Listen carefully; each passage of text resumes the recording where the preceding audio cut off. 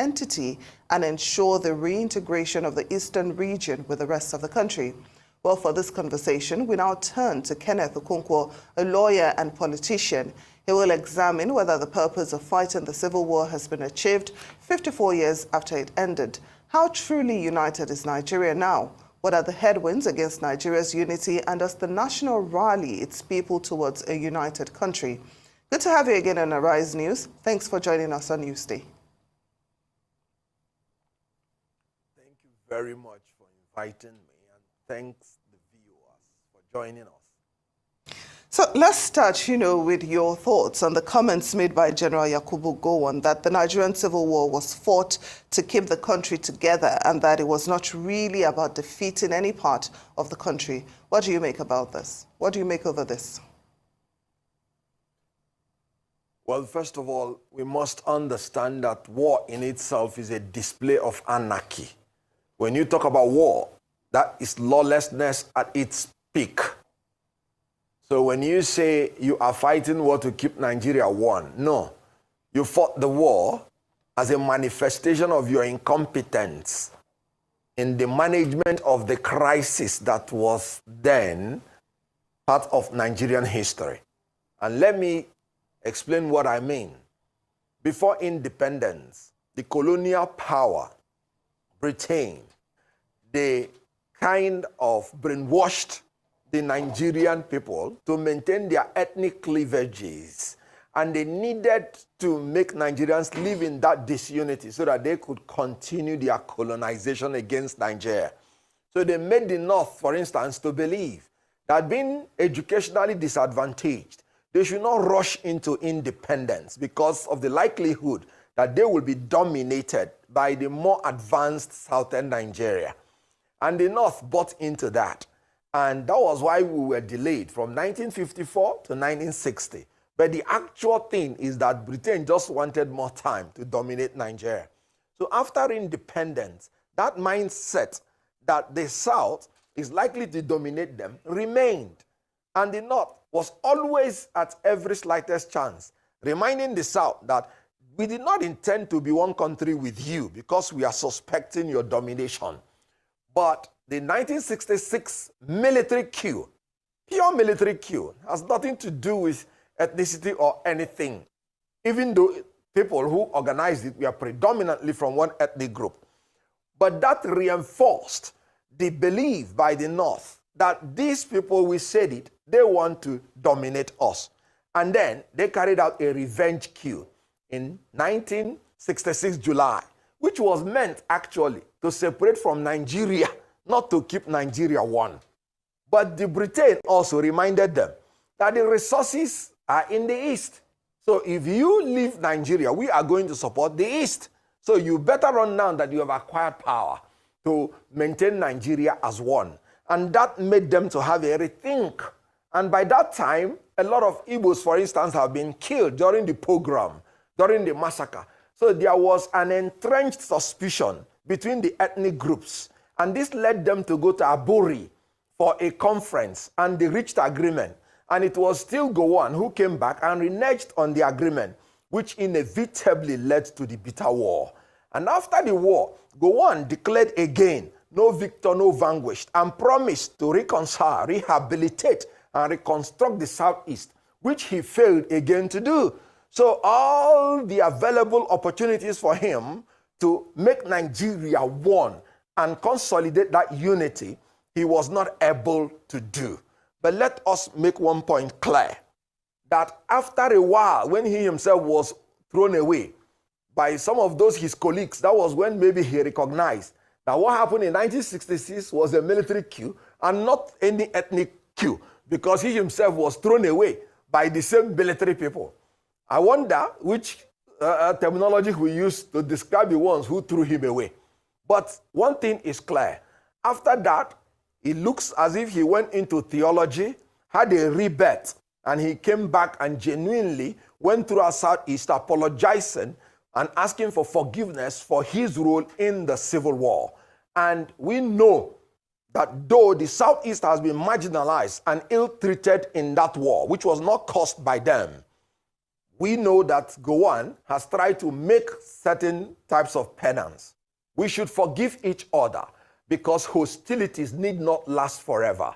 So I can submit respectfully that ethnic chauvinism, the youthful exuberance of the military young chaps that took over government, who were actually very impressionable at that age, their inability to manage the crisis contributed in the disunity that resulted in the civil war.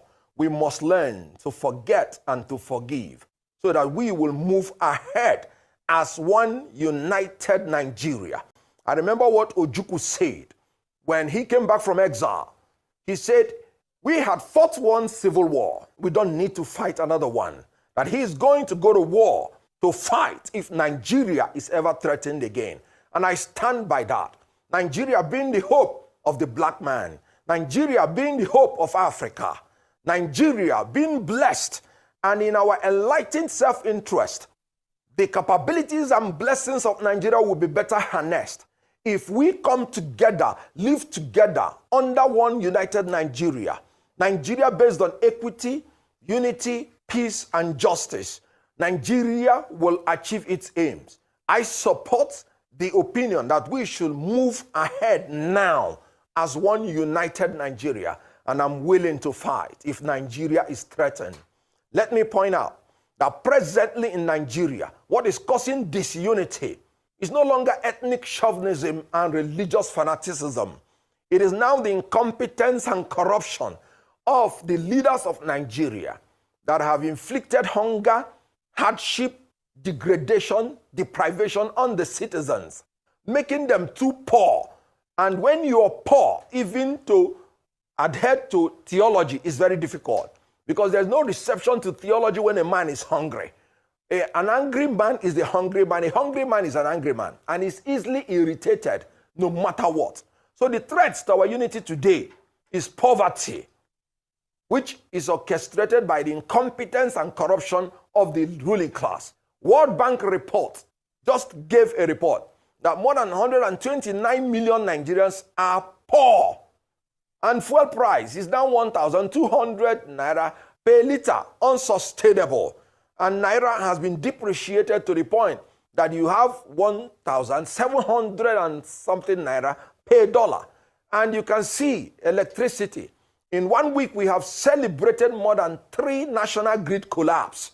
And some people are still pretending that they are the leaders of Nigeria. No, they are leaders of darkness, not leaders of light. And they are now the greatest source of our disunity. And let me point out, free and fair election is the only solution to our disunity now.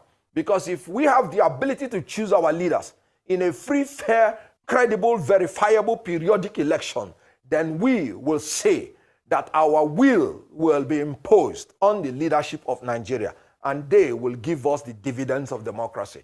Anything short of that is going to threaten the existence of this country, not because of ethnic chauvinism or religious fanaticism, but because you cannot sustain a diverse people living together in abject poverty. Mr. Okonkwuo, permit me to come in on this point.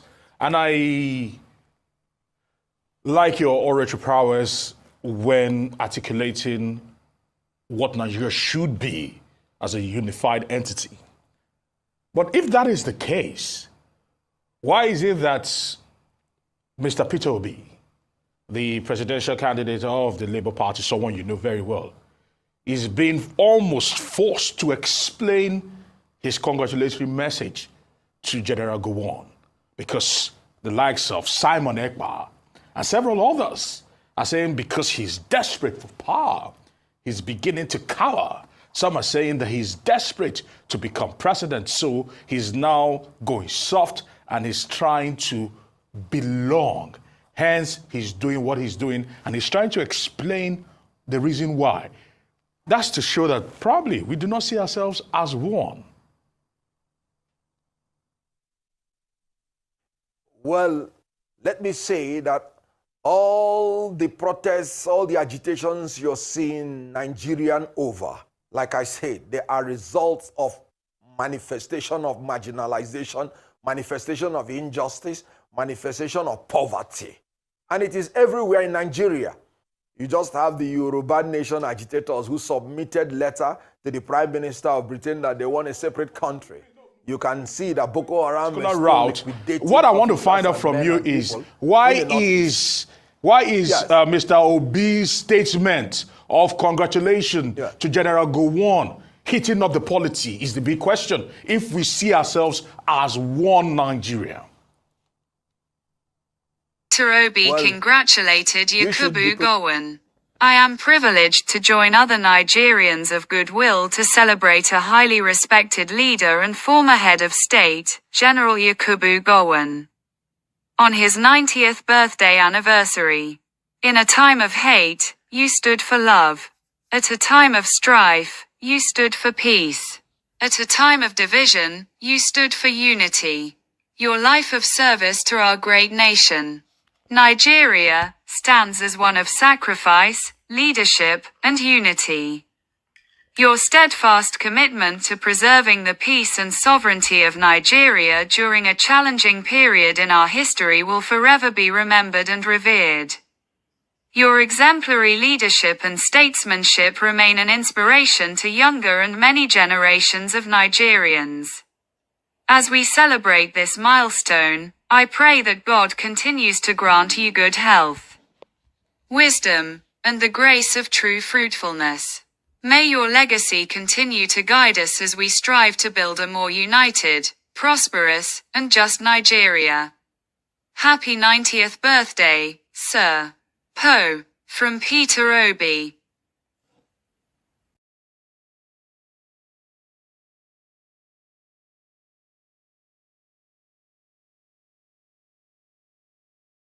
Prepare to ask Obi that when you see him.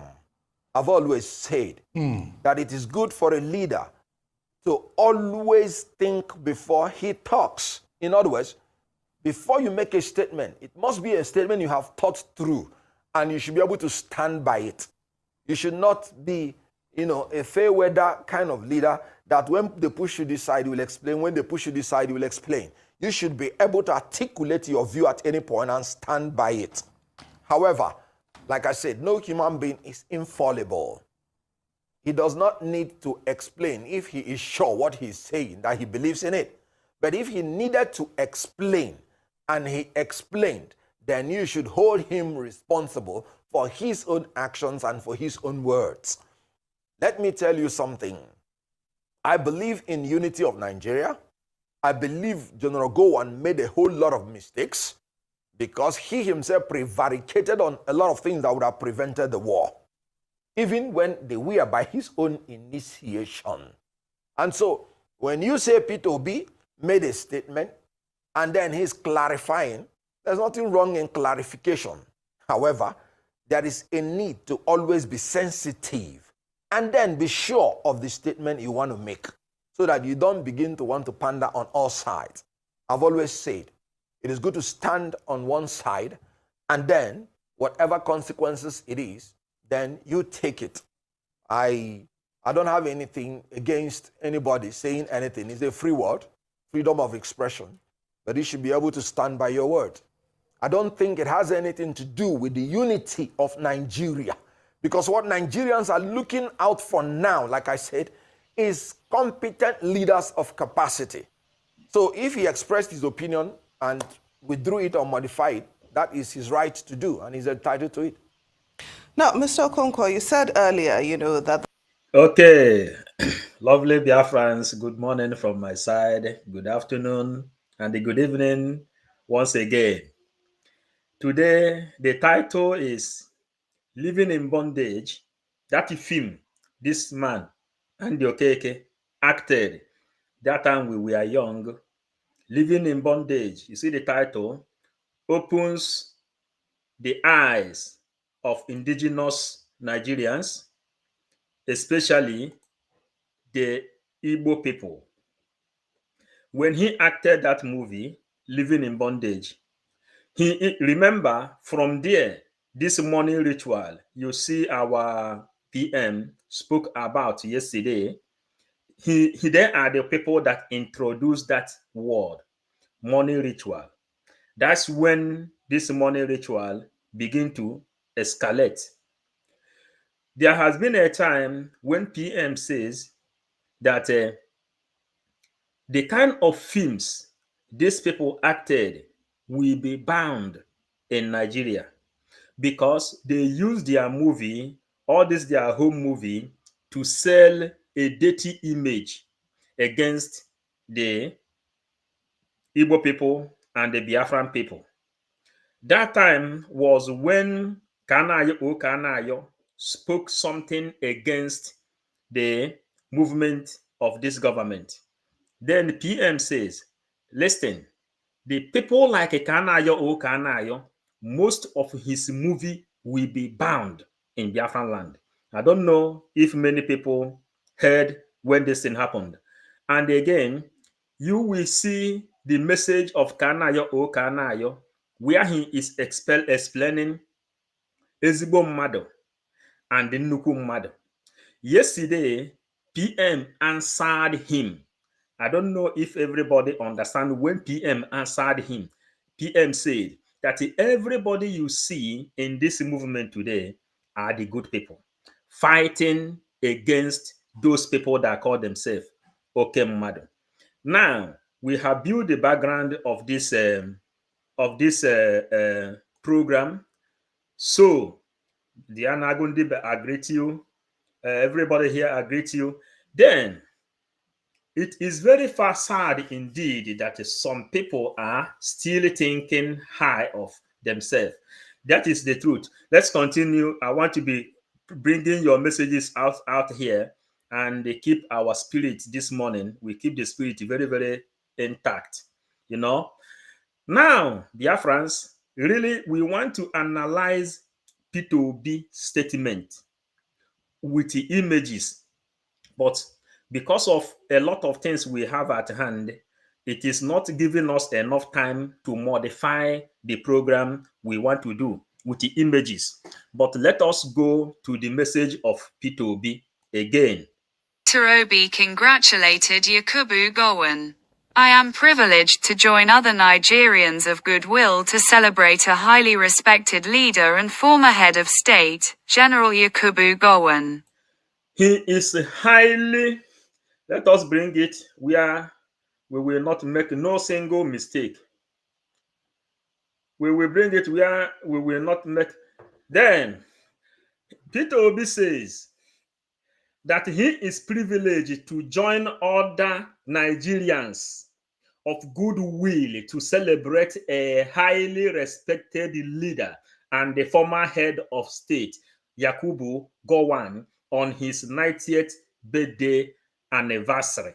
Peter Obi, Biafrans, please help us. The good thing you will do to us now is help us to share. We are coming. That is number one. On his 90th birthday anniversary. In a time of hate, you stood for love. At a time of strife, you stood for peace. At a time of division, you stood for unity. Okay. In a time of hate, that Yakubu Gowon, I don't go today. In the time of hate, Yakubu Gowon stood for love. Peter Obi, that he disrupted the movement of Mazen Nnamdi Kanu that has gathered over 80 million people all over the world. In the time of hate, he stood for love. At the time of strife, he stood for peace. At the time of division, Yakubu Gowon stood for unity. But Peter Obi refused to understand that Aburi Accord is the thing yielding all this division you see today. Peter Obi said at the time of division, Yakubu Gowon stood for unity. Now, we will hear your life of service to our great nation. Nigeria stands as one of sacrifice, leadership, and unity. Your steadfast commitment to preserving the peace and sovereignty of Nigeria during a challenging period in our history will forever be remembered and revered. Then, I got to the inspiration of Peter Obi, and we will come back again to analyze this video. this thing of Peter Obi.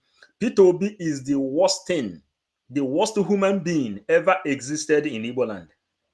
Then, your life of service to our great nation, Nigeria, standing as one of sacrifice, leadership, and unity. Your first commitment to preserving the peace and the sovereignty of Nigeria during a challenging period in our history will forever be remembered and reviewed. Will be forever remembered and reviewed. That is, Peter Obi is immortalizing. He is immortalizing Yakubu Gowon. How I wish now I have to start even with the videos, with the pictures. Okay. Then we go. Your exemplary leadership and statesmanship remain an inspiration to younger and many generations of Nigerians. Unanania, your exemplary leadership and the statesmanship remains an inspiration to young and many generation of Nigeria. Peter Obi. Now, because of this inspiration, that is why we want to play Peter Obi. And the reason Kenneth Okonkwuo doesn't even want to go there, he say, when you see him, call him and ask him what he means by writing this thing. And it is good because when you want to say something, think before you speak, not speaking before you think. Then Peter Obi has vomited this crime from out of his mouth. He vomited this crime out of his mouth. Happy woman, I greet you. Then, inspiration of Gowon. Now we come.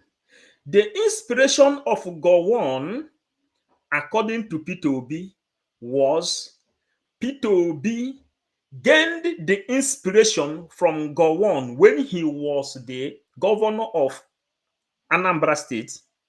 And then Owazurike is fighting against what living in bondage in Nigeria have said long time ago. Now, Peter Obi is the first person in Southeast that gave order to militaries to go and kill everybody that speak about Biafra. Their body, have decomposed inside river. Then, this is the inspiration which Peter Obi gained. Peter Obi gained from Gowon. The inspiration. I hope people is really understanding the deep meaning of inspiration. Inspiration is the way we are following our prime minister today, the way the message of Mazen Nnamdi Kanu inspired the life of Biafrans all over the world. That is inspiration. The message of Mazen Nnamdi Kanu inspired the life of Biafrans all over the world. Every IPOB, anybody that is speaking about Biafra, anybody that is speaking today, let us have our freedom.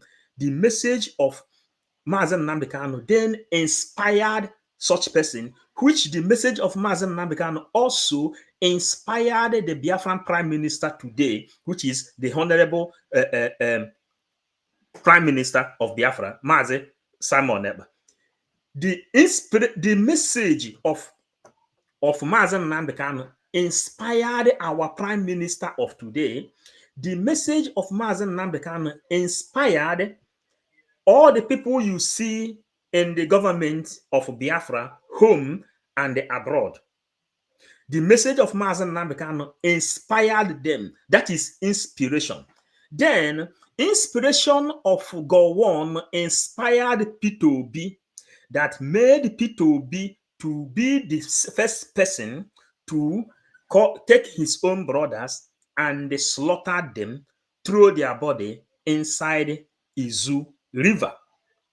And since that time, Peter Obi go on ranting and telling you that he is born in Nigeria and will die as a Nigerian. Because Peter Obi knows how to study inspiration. That is what he just said in this place. And we are explaining it to any other person to understand what inspiration means. Your exemplary leader and the statesmanship remains an inspiration to younger and many generation of Nigeria. What is many Nigerians, many generation of Nigeria? What is the inspiration of Gowon? Corruption, killing, raping, adoption, abortion. Everything you see that is bringing Nigeria down today is the inspiration of Gowon, because originally Gowon rejected the Aburi Accord, which is restructuring of Nigeria, reconciliation of Nigeria, and the reintegration of Nigeria, which you know, PM said it yesterday. Disintegration of Nigeria was what Europeans did many years ago when USSR, Germany was Austria and Germany was one before. Hungary was inside Austria before. All these places are one before. Then they disintegrated and they come together. Gowon himself rejected the unity, and Peter Obi says in this place, that your exemplary leadership and the statesmanship remains an inspiration to younger and many generation of Nigeria. What is the thing that is inspiring Nigeria today? 419, Yahoo, stealing, corruption, name everything bad. Equal to any agreed. Irene agreed. Then, what is the thing? Corruption, religious manipulation, lies, stealing, armed robbery. Everything is what Gowon generated the inspiration of Gowon. That is what Gowon inspired inside Nigeria, because Gowon rejected Aburi Accord, which you know the Aburi Accord is live and let's live. Let's make use of our mineral resources. Then that's why Kenneth Okonkwuo didn't want to go there at all. But one thing you know, our ancestors from Biafran land, they used to send us messages. All this in there, Zemmo, n'ala Igbo, the people that with a good will, they used to send us messages. You understand? The pastors, the deacons and deaconesses, reverend fathers and reverend sisters, they used to send us messages. Then we are understanding everything we are doing in this place. Now, what is that thing that is inspiring Peter Obi? The very first example that goes public is that the first inspiration Peter Obi ever practiced was killing all the Masov members that is agitating for the renewal of that Aburi Accord, which Ojukwu signed with Gowon. But Peter Obi turn back here and tell you that the best thing to do is to kill all these people and they drop their body inside Izu River. Inspiration. And what is the younger Nigerian and the many generations of Nigeria doing today? What are they doing today? Lack of education, stealing, going inside the politics to rob and steal money that belongs to others.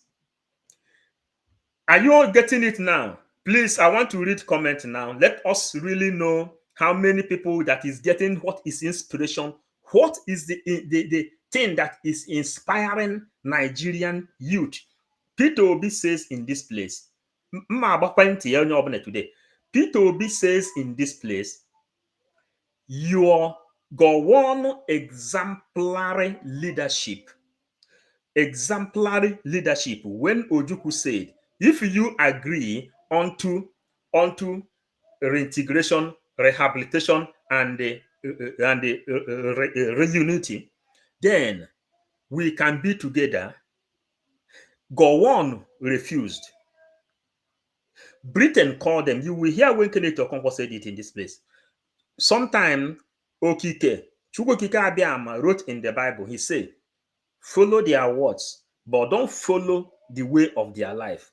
We know Kenneth Okonkwuo as a hypocrite, but when he acted that living in bondage, the eye of many indigenous Nigerians opened, which made us all to say, but it is really true that all of us are living inside bondage. Living in bondage. When you are able to think, meditate on things you do, you ask yourself question. This man asked him with the merit and the Paul. Then the message was him using his own wife merit to do money ritual. And he said they didn't explain to him very well. Inspiration of Gowon was this money ritual you are seeing today in Nigeria. The inspiration of Gowon is that. Are you getting it? Inspiration of Gowon is the corruption you found inside Nigerian politics today, that anybody that went to school is coming out with the ideology of stealing the money that belongs to me and you, the money that belongs to the government. Inspiration of Gowon. Then let me now ask, how many younger generation of Nigeria is practicing the inspiration of Ojukwu, which is Aburi Accord, let us live together? And how many younger people, generation of Nigeria is practicing the inspiration of Peter Obi and Gowon, which is stealing?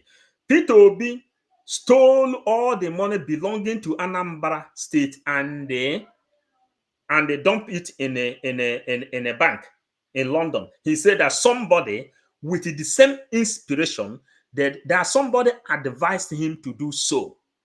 That is why Kenneth Okonkwuo said, if you want to talk in the public, meditate what you want to say, because this living in bondage has opened our eye, and that made us to go and understand the manipulations of the colonial masters and the slave masters, that says these people have a very rich culture.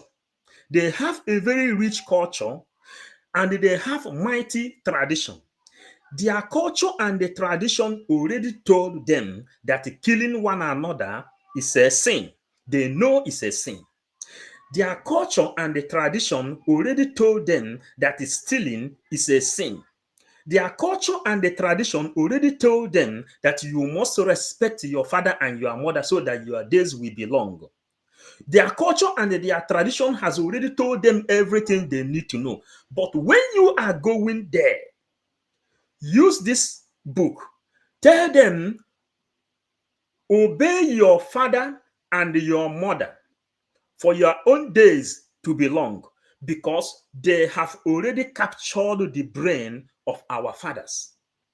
And they said, he who obeys his father and his mother will make heaven. Because in their own father's land, there are many mansions. If you go to Brussels, you will see ancient buildings. Those years, you will see buildings of 400 years. If you go to Malta, you will see total buildings of 400 years. If you go to Italy, you will see preserved buildings of many years back. If you go to France, you will see ancient building of many years. If you go to Austria, like in Salzburg, you will see buildings of several hundred years. Those total buildings, they say, in my father's house, there are many mansions. Then when you extend it to London and America, you will see all those preserved buildings. They are referring that if you obey this ship, then you will then make heaven and go to their own land. Then what did they say? The inspiration which they are talking inside this place now is, they said, when you are going there, teach these people how to speak British English, how to speak French, but don't teach these people how to think and how to ask questions. Then we found ourselves living inside a bondage where there is mineral resources. Every other riches found in this world, we have it in that place. When Jesus Christ was taken to Africa, he said that when he went there, he found a kingdom. When he went to the lineage of his ancestors, he found a kingdom with a rich culture. Then he began to pray. He said, God, let that kingdom, that fallen kingdom, let it be restored back. And here now, Ojukwu brought out this ideology when the Berlin Conference took place. They amalgamated the Hausa, the Yoruba, everybody, they amalgamated every one of them together and they joined them together. They say, these are the people found inside this area, this Niger area. They call them Nigeria. That is how it happened. Now, Ojukwu understood the game. He told Gowon, stop fighting me. We have a lot of mineral resources to survive. Whether you Fulani, whether you Hausa, and whether you Yoruba, a lot of cake is on the table, referring to Obasanjo, who says this late time, what you people should do is call these agitators, let them come together, because there is a lot of cake on the table, referring to the same Aburi Accord. What happened? Peter Obi, and the message I will play again here now, all of them depended onto the same inspiration of Gowon. Inspiration of Gowon. Now, let us come to this place. Then Stella Azoka, this Peter Obi is a pure rock.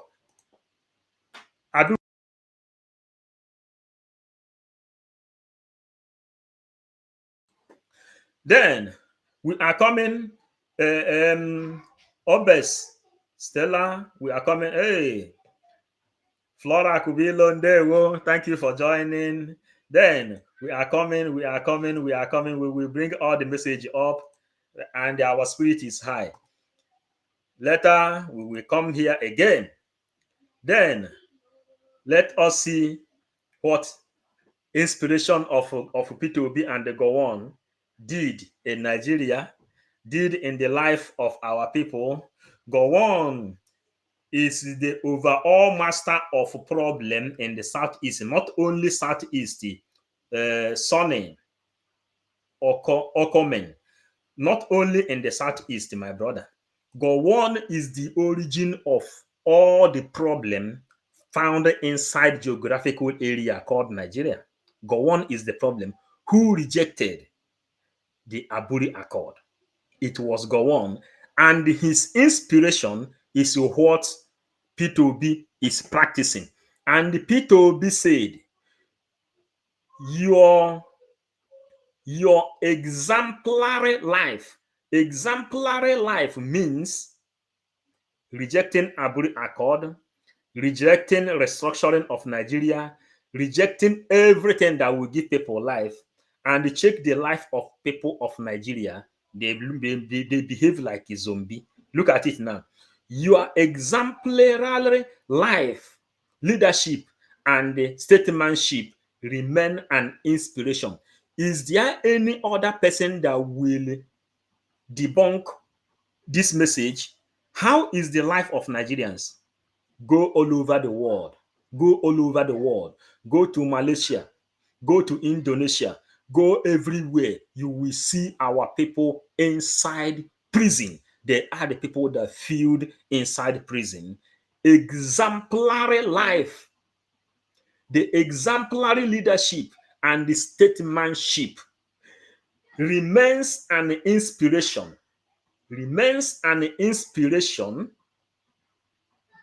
to younger and many generation of Nigeria.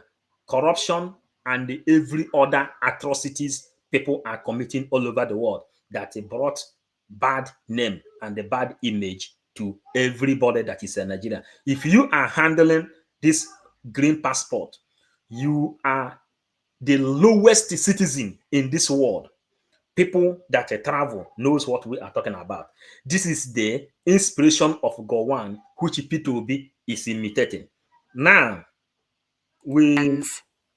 as we celebrate this milestone, I pray that God continues to grant you good health, wisdom, and the grace of true fruitfulness. As Peter Obi and his like celebrate the mind stone of Gowon, yeah, Obi Okwute, mind stone Obi Okwute, eji egbu ndị mmadụ, mind stone of a killer and a murderer, Obi Okwute, that they used to kill people, mind stone Obi Okwute. Peter Obi prayed that God continues to grant Gowon good health, for him to continue to tell you that he fought Igbo people and destroyed Igbo people, claiming power and strong, because Ojukwu said, "Let us live together." That is what Peter Obi said inside that place, and that is why Kenneth Okonkwuo said he don't want to go there at all. Then continue to grant him good health and wisdom on how to keep on killing people, because what you are going to hear again now is the inspiration and the grace of a true faithfulness. That is Peter Obi. That is what Peter Obi said. Then we go on. May your legacy continue to guide us as we strive to build a more united, prosperous, and just Nigeria. May your legacy continue to guide. May your legacy continue to guide people like Peter Obi and many Nigerian youths, many Nigerian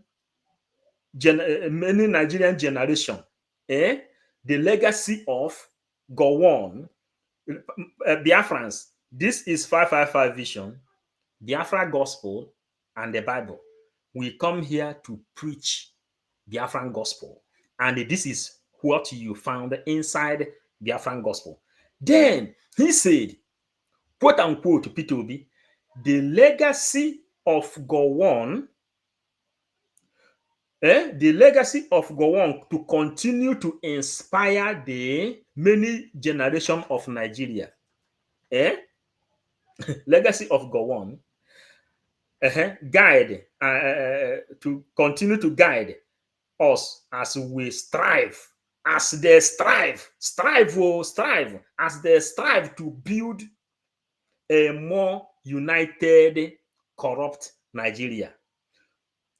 Backwardness Nigeria, he called it prosperous Nigeria, because Peter Obi says that inspiration of Gowon is the thing that make you as a Nigerian living in America.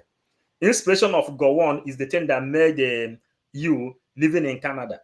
Inspiration of Gowon is the thing that made you that when you get a German passport, you begin to celebrate that you have already denounced your origin and taken other people's origin. And you begin to celebrate that France has given you passport. You begin to celebrate that Britain has given you passport. That your own children has become citizens of other country. Then what is Nigerian people doing today? Every embassy in Nigeria is filled up.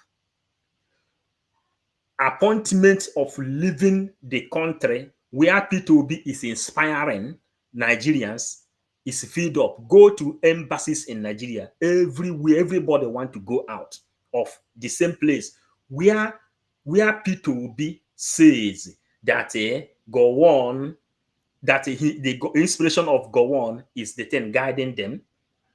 Then, and just for Nigeria, Biafrans, this is Peter Obi. Maybe people didn't go deep like this and go to inspiration again.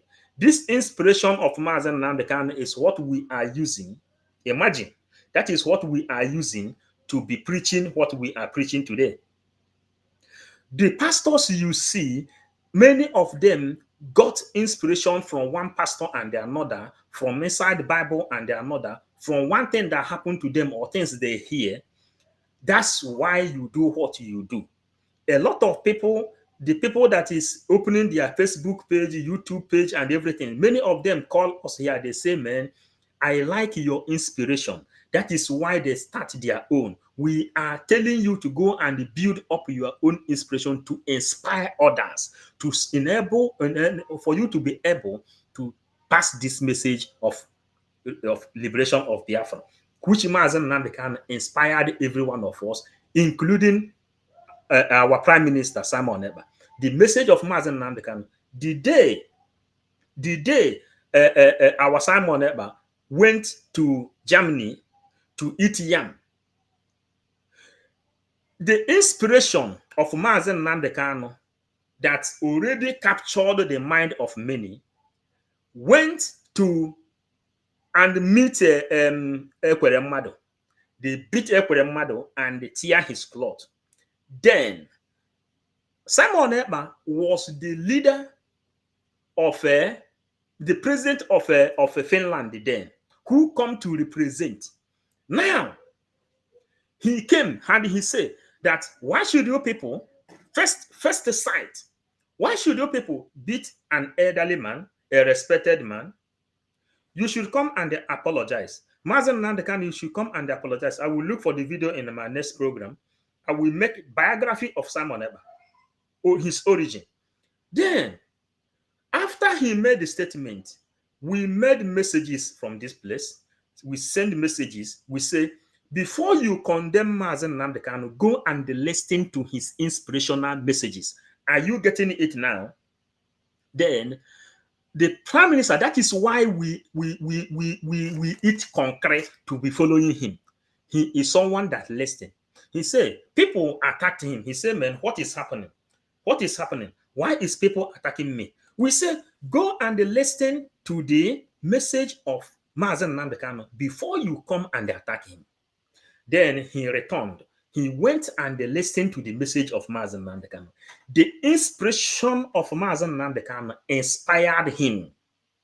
Then he came out and make another video where he wear eyeglass. He said he has listened to the message of Mazen Nnamdi Kanu, and that reminds him of the Aburi Accord, which Gowon rejected and Peter Obi supported today. Are you people getting it now? The inspiration is a powerful word, and that is what Peter Obi just used. Peter Obi said he is using, and many Nigerians are using the inspiration of Gowon. And check your life as a Nigerian. Then you tell me what is inspiring you. Then we will continue. Then, Mystic Cosmic, Peter Obi is evil. He is against you. He killed you as Gowon, as governor. He drug you with alcohol. Yes, the only investment Peter Obi ever did is to build Mawu beer, drug people with alcohol. For you, the only thing Peter Obi have in Igbo land is alcohol factory. Drug people with alcohol as his business, buy his fruit. Just wait, just watch everything he does. Yes, thank you. We keep on. Then somebody write something with date. Peter Obi is still dreaming. I wonder whether Peter is Igbo. We wrote Peter Obi in his Twitter handle yesterday. Peter Obi is not really Igbo man. I don't see anything that convinced me to believe that Peter Obi is an Igbo man. You understand? Let's see it here. Then, whether he's an he's Igbo,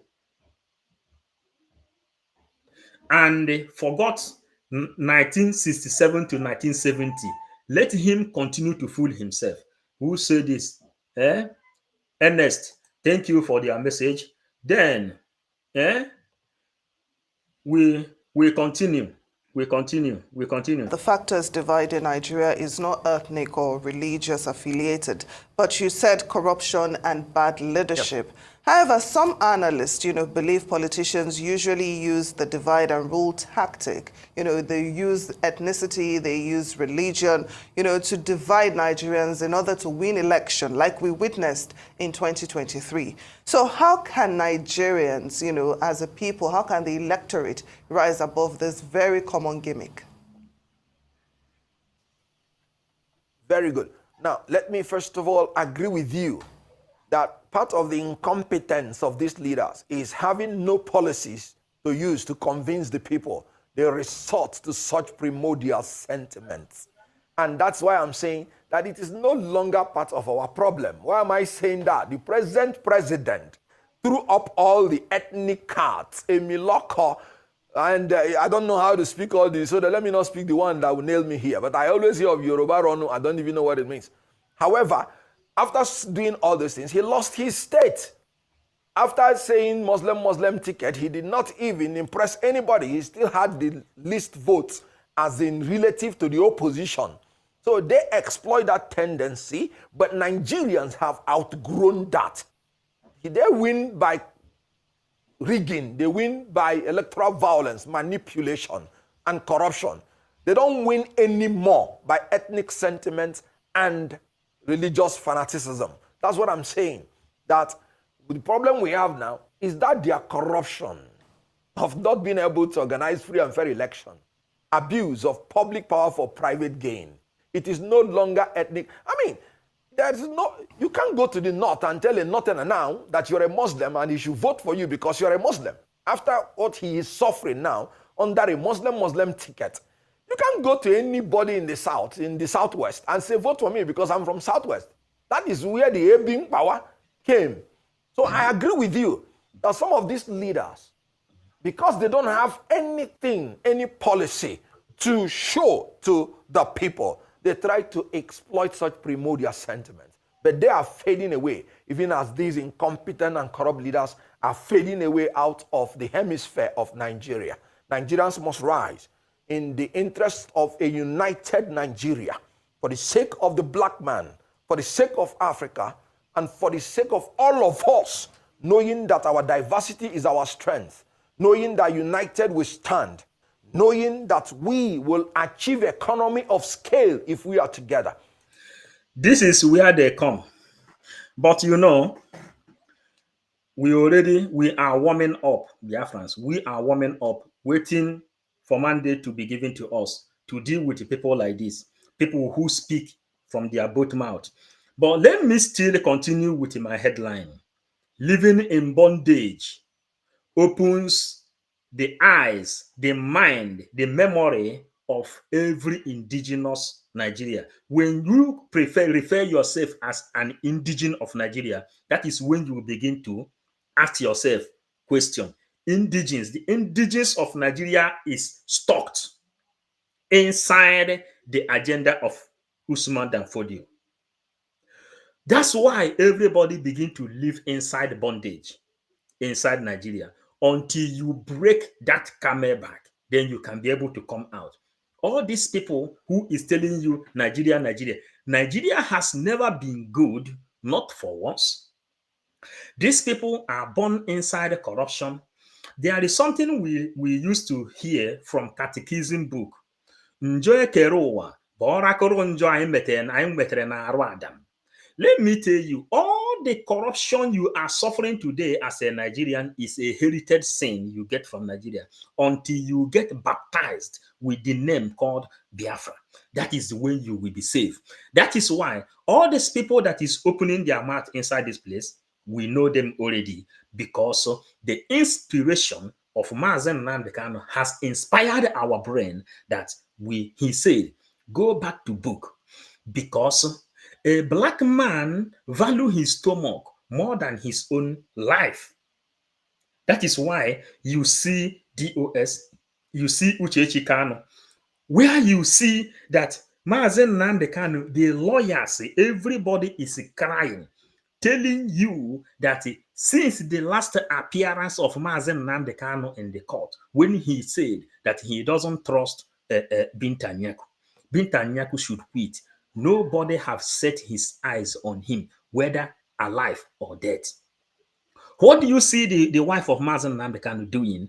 Fighting the prime minister who is taking the gospel of Biafra and the story of Biafra to the end of this world, which is inside Washington, D.C. The wife of Mazen Nnamdi Kanu is spending all her energy. What you see her publishing was when Mazen Nnamdi Kanu was welcomed and she came out as a wife. Her dream, like a dream, her dream, but she don't know how to do it. Seek ye first that kingdom of God, every other thing shall be added unto you. These are the people of Nigeria that they have the heritage sin from Nigeria. The kind of sin being defined in the Bible that they told you that you are suffering today because of the sin you inherited from Adam. The sin you inherited from Adam.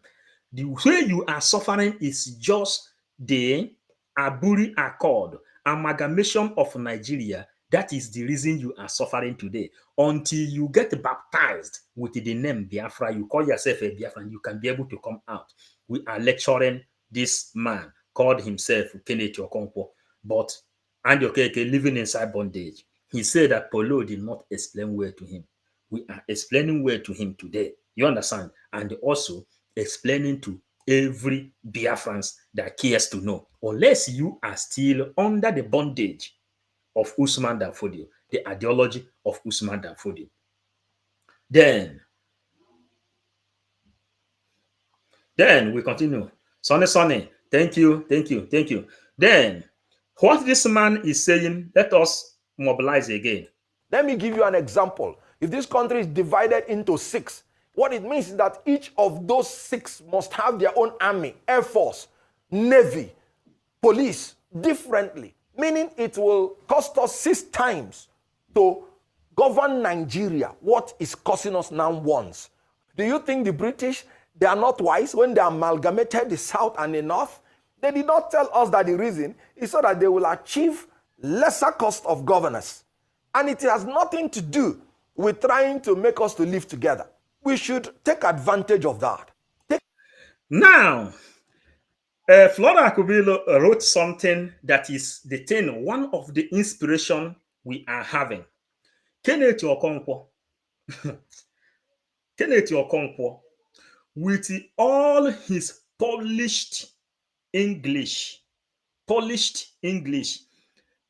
that is watching, Flora Akubilo, everybody, do you know this is the problem we then have? This polished English. We have been able to generate and know how to solve this equation, how to select the people that fall the victim of going to school to learn how to read and how to write. That is why Flora Akubilo wrote this thing she wrote here now. She said, with all his polished English, make me sick. Someone will speak English grammatically even better than the people that he owns English. What is the definition of English? An English language is the language of England people. In another definition, English language is a borrowed language from England people to Nigeria, and you come to speak it well more than the people that owns it. You understand now? That is what Flora Akubilo said here now. He said, with all his polished English, over 60 years diversity and unity one Nigeria has not done you anything good. Since 60 years, Peter Obi was born 1961. How old is Nigeria? Nigeria was getting independent in 1960. Peter Obi was born 1961. That is why he was born a Nigerian and he will die as a Nigerian. Before the declaration of Biafra, Peter Obi will join Nigeria and they go to hell. And they go to hell. He will join Nigeria and go there. That is the thing. Look at them. She called them mumu man, uneducated, illiterate. When you are understanding these people, then you will begin to differentiate the differences between education and the wisdom. You can go to school, you learn how to speak perfect English of England people. Since I found out this thing, there have been a time we are in Facebook, people have been attacking us when we've been defending Mazanandika, and they say, oh, look at the kind of English you are speaking. Who are you? You are this, you are that. Until we won them, we win every one of them. We told them that English language is English of England people. How many England man, British man can speak Igbo? Since that time, people left us alone. We are carrying our gospel going on. Educated, illiterate. Edukuche. Passing sense is not passing sense. That is what you are seeing inside this place. Kenneth Okonkwuo, Peter Obi, in this place has more potence, more respect in the life of Biafrans than him. He speaks English of England people, and so what? And Flora Akubilo qualified him as educated illiterate. It is good when you write something like this, you give qualification. He said, mumu man, an educated illiterate. That is it. Qualification of Kenneth Okonkwuo. After Kenneth Okonkwuo has opened people's brain and they call it, we are living inside bondage in this Nigeria. And would you see the same mistake he made that time?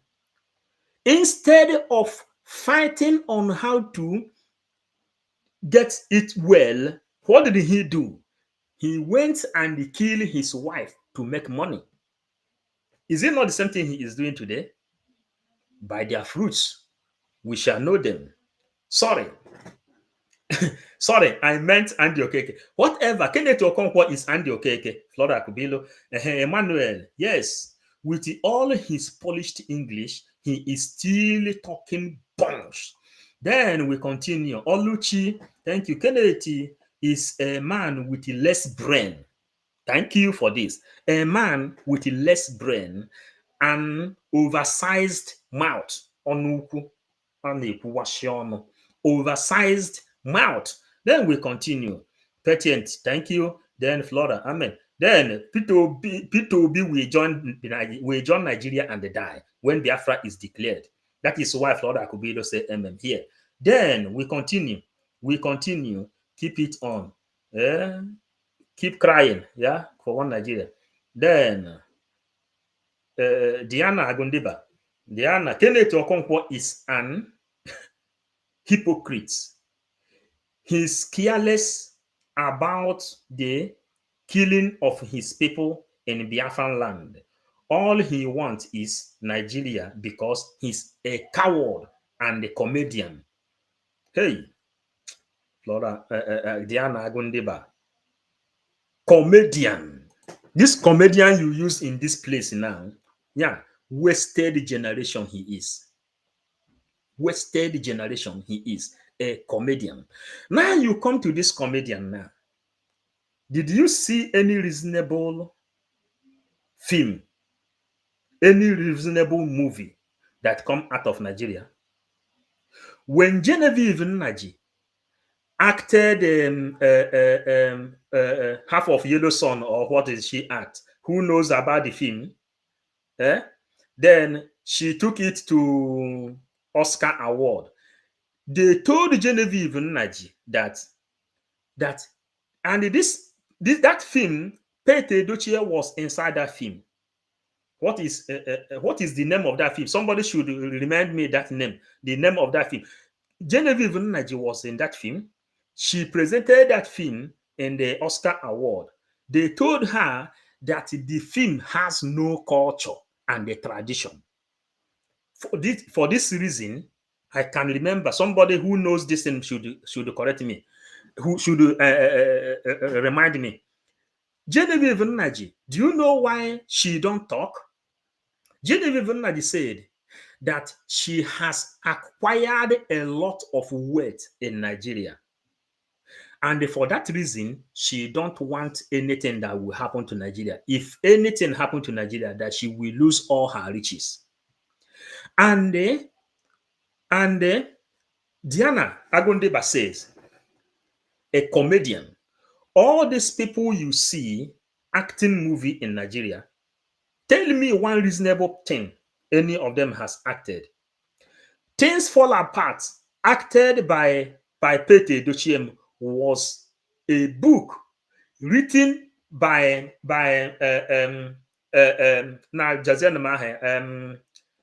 this Igbo literature. That Things Fall Apart. Then Peter Obi then took the book and acted in the movie. That Things Fall Apart is the thing that gave Peter Obi face to come out before he come out to act Ikuku with Osofia. Is it not true? Then he has face. All of them begin to act comedy. Then Agondeba said, cowards and the comedians.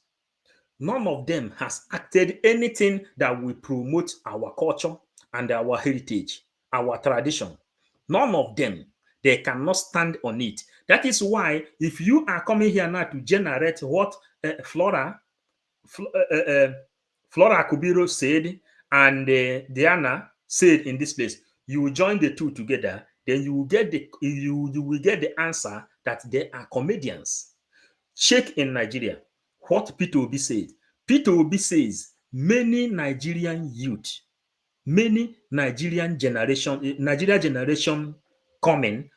What did the Nigerian people watch? Nigerian people will watch comedy. Go online. If this is a comedian now that is here now, this place will be filled up, where he will be dancing and doing some kind of nonsense. Mentality of inspiration of go on. Teach them how to read and how to write. Don't teach them how to think and how to ask questions. And we came here, we told you in this Hello Chamber, we told you, if you have that access to open Facebook, try to use your own platform to publish a reasonable thing that will give you everlasting life. That is why they are all comedians. Kenneth Okonkwuo is an educated moron. Emmanuel Ochioke. Then Ihediora Chukwudi. They are mad about of Biafra because Biafra will condole their evil. Will not condole their evil. We correct it. Then Uko Pius. After this man, we continue. Some people are disturbing my phone. We continue. Take advantage of economy of scale. Take advantage that when we live together under rule of law, there is no challenge we will not overcome. We are building a more progressive and perfect union as we go on. It is a process. It's not an incident. Building a more perfect union. Even United States, they are still progressing in building their union. So whatever challenges we have, every Nigerian should know that it's surmountable and should not always be thinking about dividing Nigeria and separating Nigeria. We are a united nation, indissoluble and indissolvable under God. And we should move on in that capacity. You see how moron they are? And this is why Nigeria can never work. And the reason we are... As Secretary General of the Commonwealth, he knows what democratic elections are. He has witnessed them, supervised them, and discussed them with famous world leaders. He knows what genocide is when it is being perpetrated. As Secretary General of the Commonwealth, he knows what democratic elections are. He has witnessed them, supervised them, and discussed them with famous world leaders. He knows what genocide is when it is being perpetrated, and knows that Nigeria is committing genocide against the people of Eastern Region Biafra, even as we speak. Surely he knows that. Emeka Anyoku is an Igbo man who knows that Nigeria is committing genocide on Ndi Igbo as we speak. Yet, he, on October 9, 2009, went to Enugu and started preaching the gospel of one Nigeria to Igbo youths at their annual summit in Enugu. This man knows that Nigeria has destroyed Igbo youth. He knows that Nigeria, using military decrees, seized all our ancestral land, seized the petroleum and gas in our ancestral land, and took over by force all the waterways in our ancestral land. He knows that Nigeria's Hausa Fulani Yoruba oligarchs and the Sokoto Caliphate have stolen billions of dollars of money belonging to oil-bearing communities in our homeland, while leaving our youth poverty-stricken, jobless, and hungry. He knows that Igbo youth is being systematically and comprehensively destroyed by Nigeria, and that when you destroy the youth, you destroy the generations coming after them. He knows that. He knows that there is no democracy in Nigeria, and that there will never be democracy in Nigeria because the House of Fulani Yoruba have been practicing a form of government called dictatorship for time. Biafrans, listen, this is Emeka Anyoku, and all these people are the people working inside the inspiration of Gowon. For you to know, I want to let it roll before we will come there again. But if you are here, we are not here to make you happy. We are not comedians. We are here to tell you things you're supposed to know. We are here to put that anger inside you, knowing that we are not searching for Biafra with a clear eye. We have seen the weakening point of these people and how all of them is serving inside the inspiration of Gowon under British rule and how they become all these puppets they are today. Then we continue. Try to join us very, very well. Then you can be able to know exactly what we are doing. Then Emeka Anyoku and all the past leaders. Emeka Anyoku and all the past leaders. Emeka Anyoku have served ECOWAS. He have served ECOWAS. He know there is a language our people used to say, Agadi na warfare. That is what every one of them is. And why we don't really think about this kind of people again, like Kenneth Okonkwuo, who is here now, ranting and opening his mouth. Do some Igbos share this sentiment will be the big question.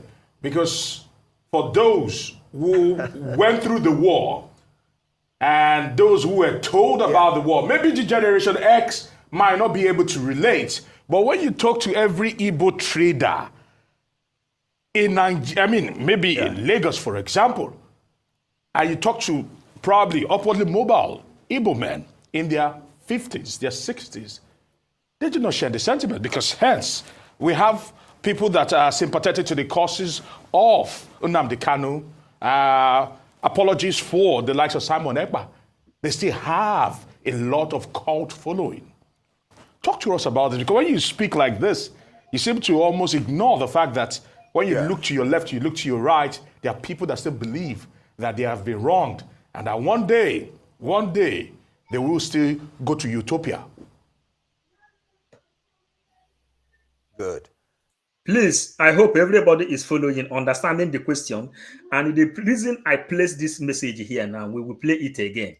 The reason, starting from this Peter Obi, we will do his analysis, because his own analysis, we didn't do it with the picture. It will just be maybe a 1 hour program we will copy every atrocity that happened in Nigeria. The inspiration of Gowon. And this inspiration of Gowon is what you are watching here now with the face of Emeka Anyoko, of the progress of his own people. Now, Kenneth Okonkwuo that has been ranting inside this place now, the Nigerian journalists, they are now asking him, if you are opening this your wide mouth inside this place, what do you think that the majority of Biafrans are following the inspiration of Mazen Nnamdi Kanu and the Simon Ekpa? How do you think that these people has gone far up to 2nd of December, they will declare Biafra? Don't you see that you are beating round the bush? Listen to it now. Understand it like this. Beating around the bush. Some of our brother wrote something here now. When he was campaigning for Peter Obi, they told him he speak all the grammar he can speak in this world. Then they told him, Kenneth Okonkwuo, and Okeke, you came out from being a comedian and you enter politics. Then you say you think, you believe that through this your comedy you are doing, that Peter Obi will become a president of Nigeria. I have the video. I will bring it one day from my archive. I think this will make me not to go back to my archive and bring out some history, recorded histories. Then Peter Obi, Andy Okeke said, Kenneth Okonkwuo, he said that let's see. They say you have just danced on the field, but let's see who will win, because journalists already know the result that the Tinubu will be sending to Asorok. Now they are telling him again that listen, your people has left every one of you behind. They are following Simon Ekpa. Why Nnamdi Kanu is there serving and stopping the global persecution of Igbo people. Then take this message like this now. Then you will get where we are going. Indissolvable under God. And we should move on in that capacity. Do some Igbos share this sentiment will be the big question. Because for those who went through the war and those who were told about the war, maybe the Generation X might not be able to relate, but when you talk to every Igbo trader in Nigeria, maybe in Lagos, for example, and you talk to probably upwardly mobile Igbo men in their 50s, their 60s, they do not share the sentiment, because hence we have people that are sympathetic to the causes of Nnamdi Kanu, apologies for the likes of Simon Ekpa. They still have a lot of cult following.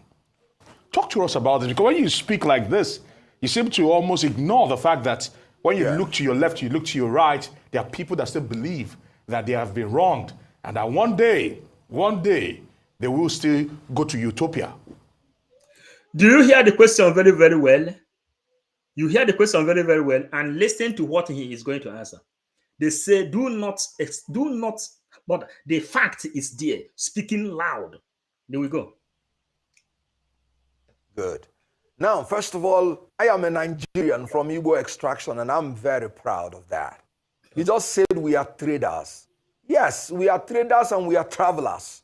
And so always there will have to be a preference between, for a larger space for anybody who by nature and nurture is a traveler and is a trader. And so in our enlightened interest, I know it as a fact that we will prefer a larger space because our nature demands that. Our nurture demands that. In Igbo land, there is a proverb. And again, in Igbo land, there is a proverb that and again, so these are the things that will make an Igbo man to travel out of his comfort zone, no matter how comfortable he is. Ka anyị sakwa this man okwu okwuru, anyị sakwa ya okwu maka anyị ncha niile bụ ndị Igbo.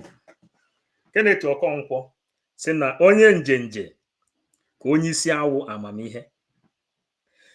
We are travelers. A traveler is wiser than the gray hair man. Onye njenje ka onye isi awụ amamihe. Kenneth Okonkwuo has did his comedy. Through his comedy, he has been able to obtain visa to travel outside. Then he traveled around the world because through comedy, because the mentality of Nigeria transformed every Nigerian to be thinking on how to make a comedy. That is what they watch. When Mazen Nandekan is telling you everybody is watching Big Brother Niger. Now, the situation of Nigeria and the inspiration of Gowon, which Peter Obi is imitating. Take. No, ten. Oh, yeah. Quiero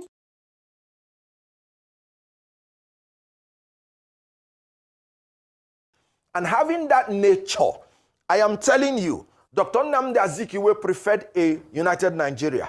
Ojukwu preferred a united Nigeria. Kenneth Okonkwuo preferred a united Nigeria. Because I know, as a matter of fact, that as a trader and as a traveler, by nature, it will be better for us as Ndi Igbo.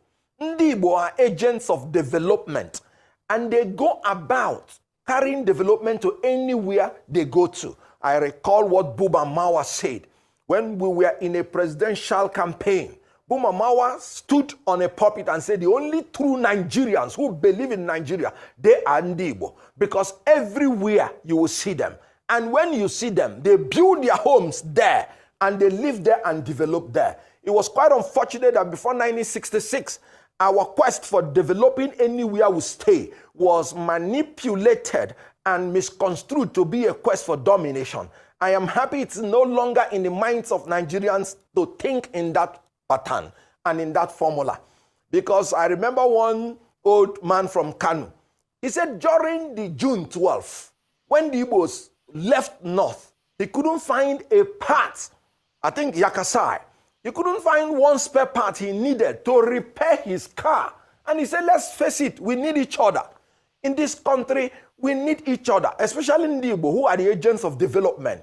I told you before that what is threatening our unity now is the incompetence and corruption. What is happening in Lagos? Why are Igbos feeling uncomfortable? Because there are some people like Bayo Nonuga who will tell you Igbos are aliens in Lagos. Can you imagine? My brother, so there are people anywhere. So there are some people, when they speak like this, you would like to vomit. Then he said, that is why we have learned how to bring Biafra from diaspora. What you cannot do, we have already known how to do it. That is why we are fighting today now, making sure that we destroy this agenda. You recognize that Igbo people has been maltreated in Nigeria. You recognize all these things, and yet you are still mingling and telling us that you have a better land, when the ideology of Usman Danfodio is to take away everything you have ever obtained in Nigeria. Not only that, they brought Ruga to destroy and kill you. This man has never opened up his mouth one day to condemn the killings of his own people. He never one day condemned the killings of his own people. Then we will go here.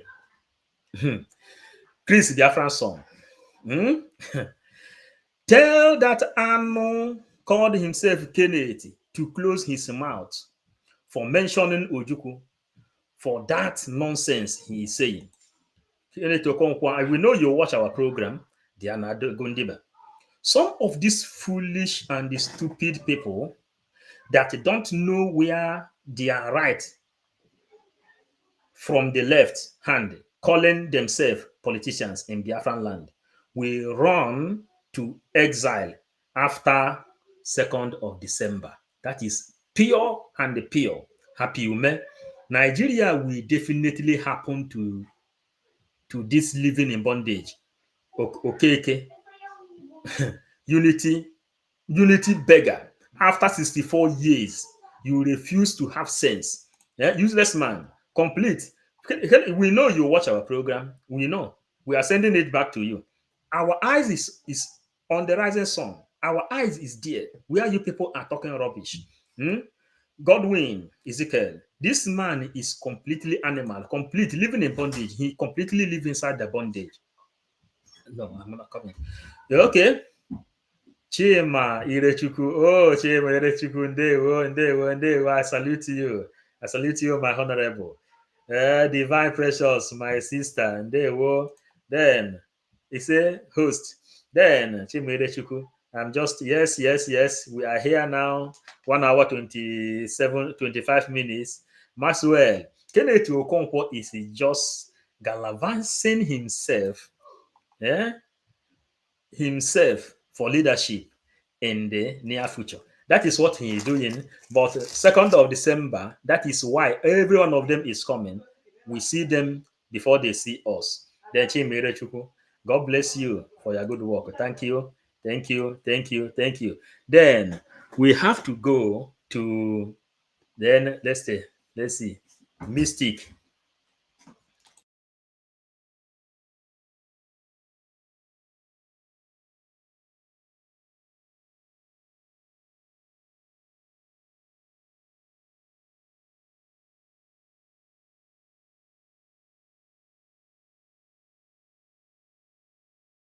Then Mystic says he has played with the Peter Obi. Now they are fronting him again to play another role as anti-government, to do the same thing as Obi, drag Biafrans to the next election. We know them already. Divine, Biafrans. Thank you. Now we go. Ada? Now we go. We take it here again.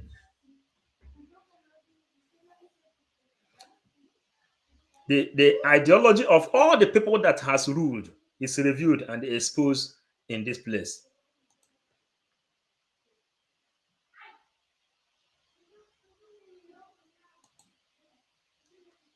First of all, as Secretary General of the Commonwealth, he knows what democratic elections are. He has witnessed them, supervised them, and discussed them with famous world leaders. He knows what genocide is when it is being perpetrated, and knows that Nigeria is committing genocide against the people of Eastern Region Biafra, even as we speak. Surely he knows that. Emeka Anyoku is an Igbo man who knows that Nigeria is committing genocide on Ndi Igbo as we speak. Yet, he, on October 9, 2009, went to Enugu and started preaching the gospel of one Nigeria to Igbo youths at their annual summit in Enugu. This man knows that Nigeria has destroyed Igbo youth. He knows that Nigeria, using military decrees, seized all our ancestral land, seized the petroleum and gas in our ancestral land, and took over by force all the waterways in our ancestral land. He knows that Nigeria's Hausa Fulani Yoruba oligarchs and the Sokoto Caliphate have stolen billions of dollars of money belonging to oil-bearing communities in our homeland, while leaving our youth poverty-stricken, jobless, and hungry. He knows that Igbo youth is being systematically and comprehensively destroyed by Nigeria, and that when you destroy the youth, you destroy the generations coming after them. He knows that. He knows that there is no democracy in Nigeria, and that there will never be democracy in Nigeria, because the House of Fulani Yoruba have been practicing a form of government called dictatorship for thousands of years, and will never move away from feudalistic dictatorship. He knows that. He knows that nothing will ever change in Nigeria, and that things have kept getting worse for our people year after year. He knows that. Yet, he is preaching to Igbo youth to embrace one Nigeria and to go out and develop one Nigeria. He must be insane. On October 12, 2009, Ndi Igbo and their friends gathered at the University of South Florida to listen to survivors of Asaba massacre of October 7, 1967, narrate how Nigerian savages slaughtered more than 700 innocent men who had come to welcome them to their town with their traditional dance. The hall was packed. Men and women, they listened and cried like children as speaker after speaker told their stories of how they survived the murder and mayhem perpetrated by Nigerian soldiers under the command of General Murtala Mohammed and Colonel Ibrahim Taiwo under the overall directive of General Yakubu Gowon. Philip Asiodu, a native of Asaba, was there. He got up and told the grieving men and women that he has no bitterness against the Nigerians, despite the fact that his brother, Sidney Asiodu, a promising Olympic athlete, was one of those slaughtered by the Nigerian vandals that day. Many of those in the hall were shocked and bewildered. They realized that they did not really know this man called Philip Asiodu.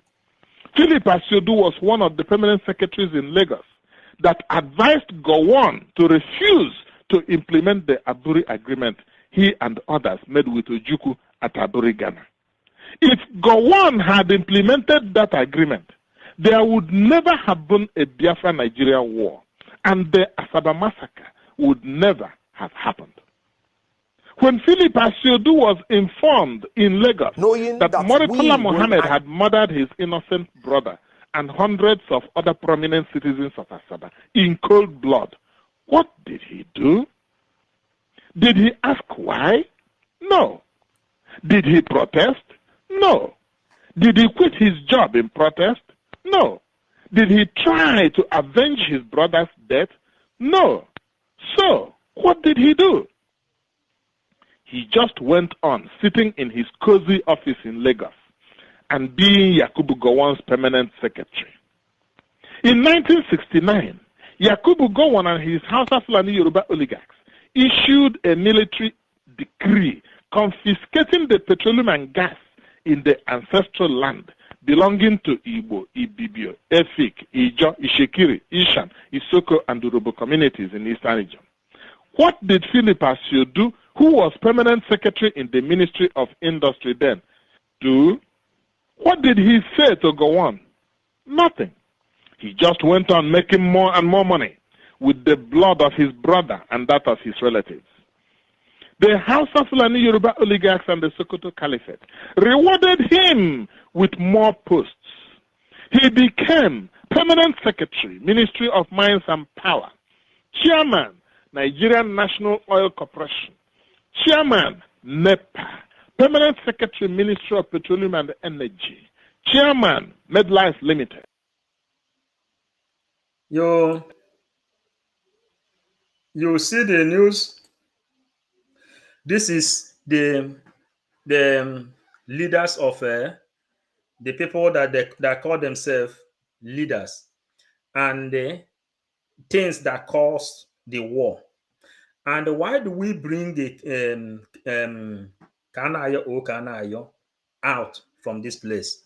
You know, we are deep inside the struggle we are into, very, very deep. Kanayo, 2 years ago, this when autopilot was formed new, Kanayo, during the time of the same Peter Obi, Kanayo made a statement that provoked our prime minister. His statement provoked our prime minister. The prime minister sent him a message and told him in Biafra, when Biafra is restored, that his film, nobody will watch it because all his film, Kanayo is the basic. Look at Kanayo. Let me match them now. Let me match them so that people will really understand what we are doing very, very well. Let me match these two buffoons. We bring them together. No, yes. Then this is him here now. Listen to them. These people are the people. Kanayo, what do you know about him? When you talk about ritual movie, Kanayo took it as a hobby. when you talk about a ritualist, it was Kanayo Okanayo. Why did he then change suddenly and they begin to deliver this message you are going to hear now? Let us make it the way it will match very, very well. We will put it very well. Now, these are two comedians. Flora Kubira, are you still here? Please give us name to these people. So the two comedians we found that is trying to enter politics. When Andy Okeke entered the politics, he studied the law. Then Okanayo also departed from comedy and they begin to study law as well. Now, look at them. Okanayo, when PM sent him message, he said, you people don't know what is happening. Since that time, he began to calm down.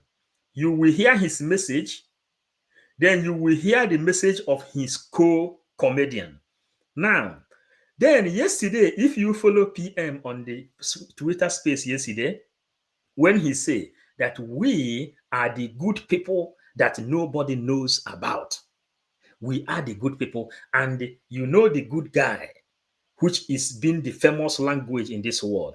That is where Kanayo picked that word, and again, PM responded to him. Try to get the logic that played yesterday now. Now, we go to him. We go to Kanayo. Listen, in Igbo cosmology, you will hear PM yesterday when he spoke about Igbo cosmology. He spoke about Igbo cosmology also yesterday. Brothers and sisters, today I bring to you what I have termed in the Igbo cosmology, the concept of Ezigbo Mmadụ and Nnukwu Mmadụ in Igbo. The concept of Ezigbo Mmadụ and Nnukwu Mmadụ in Igbo cosmology. The greatest want of the world is the want of men. Men who will not be bought or sold. Men who in their innermost souls are true and honest. Men who do not fear to call sin by its right name. Men whose conscience is as true to duty as a needle to the poor. Men who will stand for the rights, though the heavens fall. Pakoloko. Regrettably and sadly too, behaviors and inhuman conduct, previously regarded sin and viewed as untold, abnormal, and to say the least, morally reprehensible, are to all intents and purposes celebrated today as pomp and pageantry. Most men and women in our society today now place premium on dishonesty rather than honesty, distrust rather than trust, ill-gotten wealth rather than legitimately acquired wealth. Today, the age-long dichotomy between Oke Mmadụ, the powerful, rich, and very influential people, but morally bankrupt in our society, and Ezigbo Mmadụ, the morally upright people, but averagely rich, which was jealously guarded and tenaciously held in high esteem by ancestors, have been shamelessly cut off due to inordinate quest for wealth and questionable desire for political power, as well as a love for material things, as it were. Then there was a clear-cut dichotomy between Oke Mmadụ and Ezigbo Mmadụ in our society. It's that a stranger comes to a man's house seeking his daughter's hand in marriage, and the parents of the girl, the would-be bride, will be interested to know from their prospective son-in-law his father's name, mother's father's name, father's mother's name, and not necessarily that of the would-be son-in-law. If I go, what now happens is these days, And that's where this concept draws its strength. When a young man declares interest in a girl these days, they are now asking, "Kedu di moto obu bia? Onkwelife nnukwu? Olugo no?" That wasn't the concept in Igbo land. What is of paramount importance is the nitty-gritty of their would-be son-in-law's family, and not more pretentious, according to Oliver Wendell Holmes. This is because blood is thicker than water. And a sinner see Elieju, and a sinner in your Romano. Today, the reverse is the case. Parents, more often than not today, place premium on material things other than knowing the nitty-gritty of the family of their would-be son-in-law. Things have woefully fallen apart, and the center can no longer hold. And the question we ask, who is to be blamed, my dear brothers and sisters? Iche Kenya and Ibota.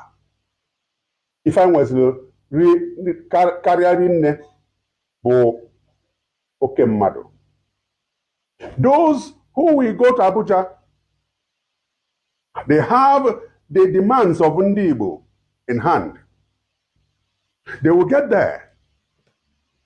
If they can't push the demands, AGZFOZ, they will push in their son for a political office. Is that what we want in Igbo land? That's what I'm trying to say. So the concept of Ezebo Madu and Nnukwu Madu needs to be reviewed again. We have lost it to a large extent. From the background, we are coming as Igbos. It was like an anathema. You visit a man in his house, say, "All your daughter, or my friend."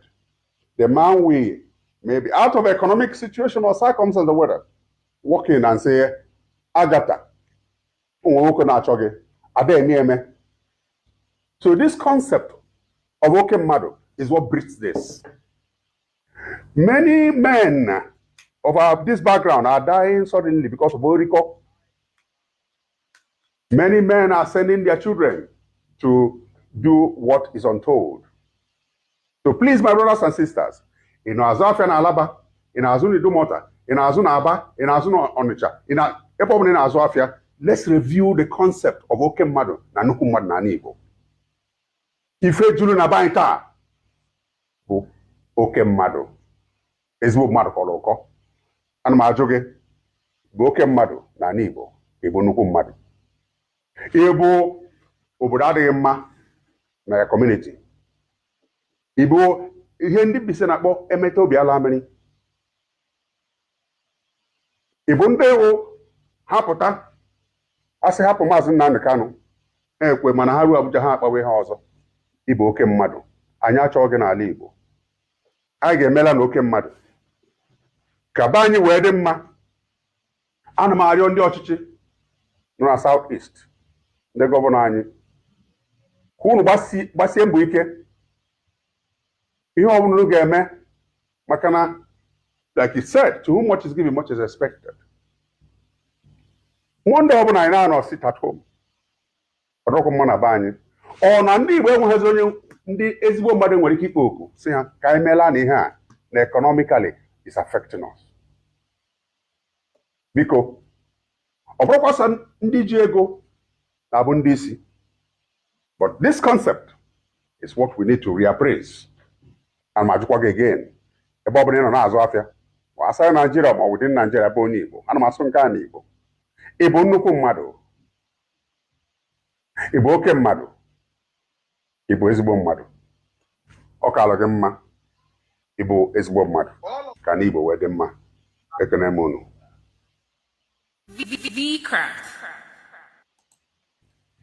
Hello, my. Okay. Are you people getting what we are doing now? Now, you see, one of the comedian, can we give him a repented comedian, or can we give him, are we still looking? On the comment section, we will know. Then listen to the other comedian. Then we will tell you what they say. Or before. Then, Mazi, if you can please place the link. The link, okay. Ask me for the link. Paste. The link is here. Then, listen now. Listen now. The other comedian, please, Achieve economy of scale if we are religious fanaticism. That's what I'm saying. That the problem we have now is that their corruption of not being able to organize free and fair election, abuse of public power for private gain. It is no longer ethnic. I mean, you can't go to the north and tell a northerner now that you're a Muslim and he should vote for you because you're a Muslim. You see, when people are speaking from their both mouth, and what they cannot do is to distract us. Here now, Kanayo says concerning the sit at home. Igbo ndị ewu hapụta asị hapụ Maazị Nnamdi Kanu ekwe mana ha ruo Abuja ha akpawe ha ọzọ ịbụ oke mmadụ anyị achọghị n'ala Igbo anyị ga-emela na oke mmadụ ka be anyị wee dị mma. Ana m arịọ ndị ọchịchị nọ na South East, ndị gọvanọ anyị, ka unu gbasie mbọ ike ihe ọ bụla unu ga-eme maka na, like he said, to whom much is given, much is expected. One day ọbụla anyị na-anọ sit at home ọdọkụ mma na be anyị ọ na ndị Igbo enweghịzi onye ndị ezigbo mmadụ nwere ike ikpe oku si ha ka anyị meela na ihe a na economically is affecting us. Now, Biafrans, then listen now. That are fighting the terrorists of Nigeria with me. You are the good men. And I want you to understand that you are doing the right thing and you are on the right track. It is only when the good men remain silent that the evil will strive. Today, the Biafra people have chosen not to remain silent. The killings, animosity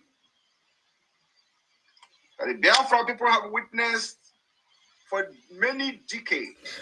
Okay, this message is long. It is not. It's long. Some people, some people, amara mgbe ekere nkwa ụkwa. Akwe na aghọta na. So,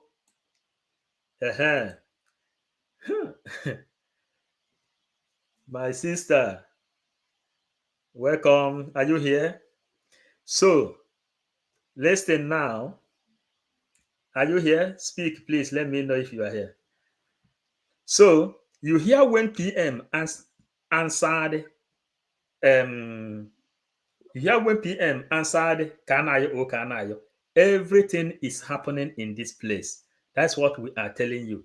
Then, listen to it now. To come to an end very easily. We have a fight of good people. The evil people will strive, and the life and property of our longer be secured and safe. Please, whoever that is calling me should stop calling. Am I coming out clear? Very well, sir.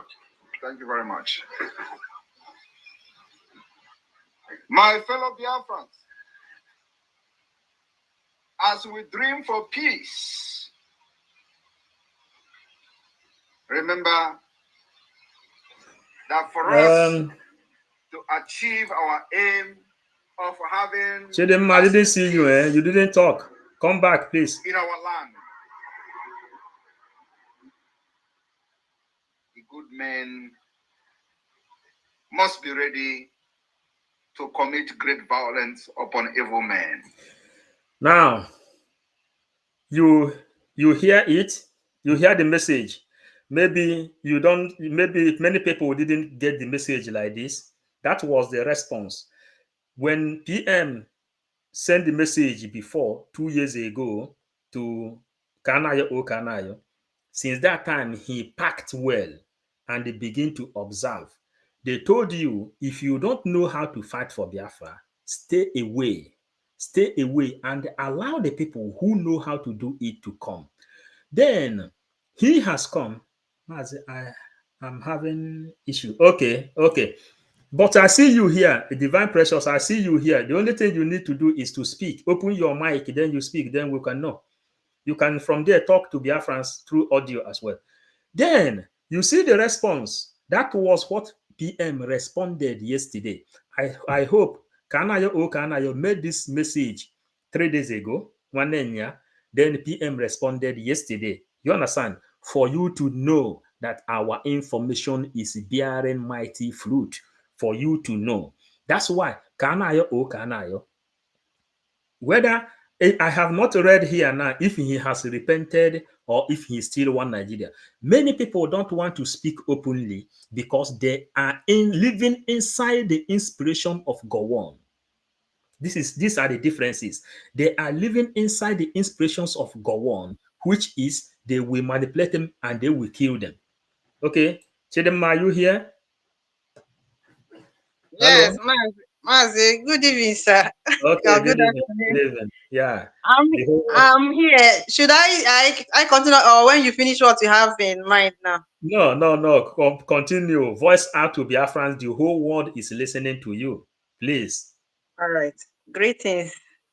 Firstly, I want to thank you for the great work you are doing. May God bless you. In fact, I don't know. This thing is beyond what we can the praise. Not there is nothing that will give you people that will be much than what you are doing for us. It is too much. It's only God that will pay back.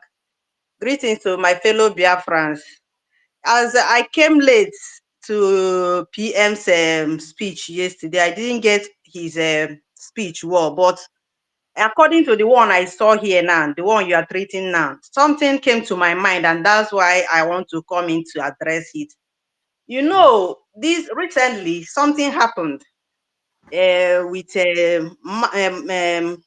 Mazi Dibie, this man that was very popular. I was recommending him because I loved the man so much because of the way he was teaching traditional way of traditional things. I'm even recommending people to him till the day that he mentioned that nobody will get this Biafra until we come back to know ourselves, to unite all this kiniko. And I was like, there was a kind of emotional hate that came into my mind about, because if you know the level that we are now, you will not say this kind of thing. I was like, this man that is to this level, does he not know what we are planning? It's now that it's getting clearer that all these people want to connect together in order to fight this, because once this thing is being kept aside to fight for traditional first, let's also know ourselves first. They have gotten their mission, they have gotten their target.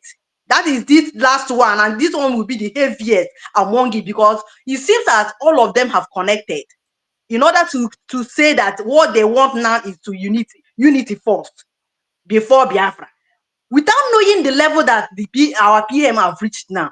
We are carrying all these things together. He said that we are doing this in different dimensions, multi-dimension. They don't understand. Both this traditional side, in fact, every round, what they are trying now to bring in is for just inside. They don't talk about outside. It even is even worse, because if we regardless what we are doing now to face a traditional way of life, to know ourselves, to first of all face a tradition, what it will mean that outsiders will come into us and finish us. But what our PM is doing is both international. Please, I think you can see the screen, please. Huh? Hi. Are you out? Please, dear friends, there is something she was talking about. I believe that she will come back. This is this guy that called himself Mwadibia, that used to teach some traditional ancient ways. This is his own to write up. All these people, they don't even believe in Biafra, but they want to go back to the way of our ancestors. This guy that used to teach, Chidinma, please come back and explain this thing very, very well, because many people may not really understand what you are saying. That's why I bring it to the screen. And it will be good if you come back and explain it to the people. Then, this guy that is teaching people some things, he already departed because maybe he don't your network. Come and explain this thing, Divine. Come and explain this thing to them, because I brought it out so that you can explain it very, very well. A lot of disappointment is what we are having, and a lot of people don't really know what is happening. There is no way you can go back to the ways of your ancestors. There is no route to go back to the ways of your ancestors until Biafra is restored. Are you back? Okay. The Yeah. whole now the message is here. Just make it clear. Make it clear to the whole world. Explain it the way you want to explain it. Okay. Okay. Am I coming out? Very well. Okay. You know, this man is one of, in fact, among my followers, the followers and the people I'm following, he's the. Okay, Biafrans, I don't know how you people feel about this thing. Not everything that shine is good. Restoration of Biafra is something nobody can tell you what to do. Restoration of Biafra is sacrosanct. The light of the world is Biafra. Those who want to go back to the ancient way of the ancestors, Biafra will lead you there. Okay. Okay. Speak. Let's know if your voice is coming out. Okay. If it is okay, let me know. Am I coming out? Yeah, please. If the voice is okay, please. Or continue. Let's see. Write us comment. Okay. Anybody that is here. All right, because this thing is very important. With the stage we are now is the last fight. The last fight of it. I said that I was so the emotion that is now that I understand why I have many issues with the priests and pastors that I know before, because I was two churches then. The issue was that they refused to accept my invitation for this dialogue to explain to them what the reason why I left church. They refused to accept me. Then now to this man, as I love him so much and I was following more than any other person that I've been, because of his teaching, the kind of intelligence in him. But the day he mentioned this thing that you posted here now, my love just went down. But what I am getting from this thing that Kenneth and this man was saying is making it clearer to me. And I heard that he went to Lagos for one ERG something, and they were saying the same particular thing about how we gather ourselves with the governors, all these things to make Igbo one, to come to embrace the same thing that made him to post that thing that he posted. I was disappointed, and I was like, to this level that he is he not? Can't he approach PM and they will permit him, give him a listening ear to speak to tell him about the level, the stage that we are now, that they are just beginners. This thing is like nursery, somebody in nursery school. Okay. What I want to do now, the whole world is watching and the whole world is listening. Yes. We are here to educate. And the advice we are giving here now, we know that Kanayo has learned a lesson for giving this kind of message he's giving now. But Kenneth Okonkwuo is still wandering inside the wilderness. If you want to advise Nwadibia and his likes, those people who say Omena Naboze Ezioku, going back to the way of your ancestors, which advice do you think you can give to them? And how deception has he caused in the life of many? Not only you is passing this deception, because you may be following them because of one thing, and because of the teaching, ancient history they are bringing out, but they don't know the way on how to go back to that ancient history. Which advice and the damages has they caused in your life or in the life of many? Because you are speaking now in the mouth of many Biafrans. Oh yeah. Yes. You have 3 minutes, 2 minutes, please. From my own side, I would say that this thing is doing more harm than good to our people, because these are the people that people are looking up to. Had it been like that, the advice I'm giving him is that he is causing more harm than good, because to the stage that he is now, he can reach our PM to understand that we are carrying everything together. Because what they are trying to do is what will cause more harm to all. We are like just trying to know ourselves when we have enemies outside. But to get Biafra is to be protected both internationally and locally.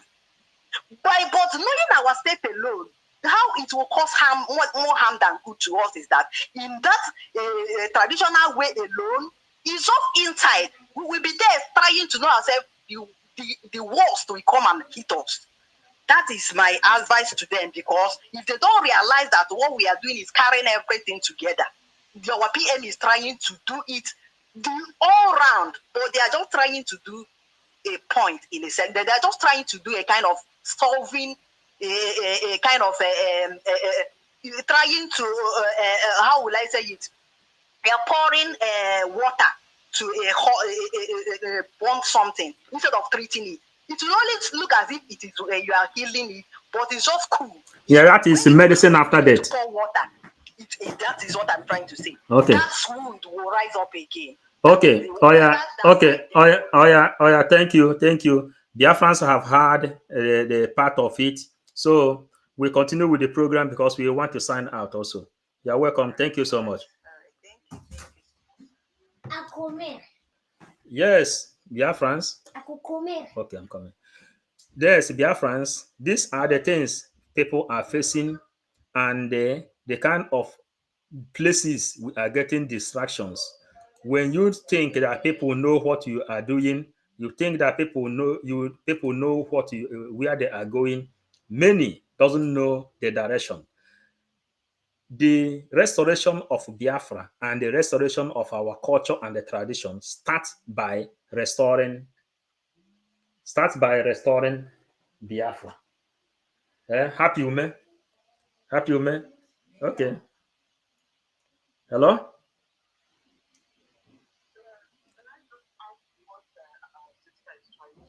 Yes. Okay.